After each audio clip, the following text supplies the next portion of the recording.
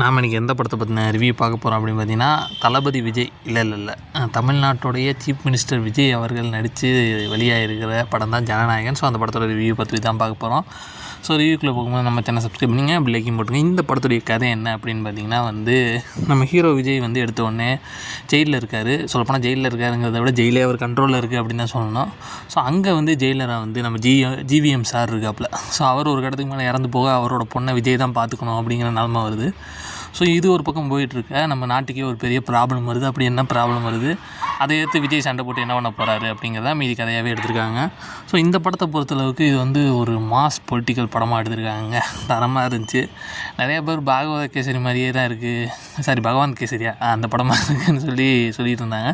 படம் அந்த மாதிரிலாம் ஃபுல் கதை இல்லை, கொஞ்சம் அது ரிலேட்டட் மாதிரி இருந்த மாதிரி தெரிஞ்சே தவிர மற்றபடி படம் சூப்பராக தான் இருக்குது. கண்டிப்பாக ட்ரை பண்ணி பாருங்கள். இதுக்கு எவ்வளோ எடுக்கணும்னா 5க்கு ஒரு 4 கொடுக்கலாம். ட்ரை பண்ணி பாருங்கள்.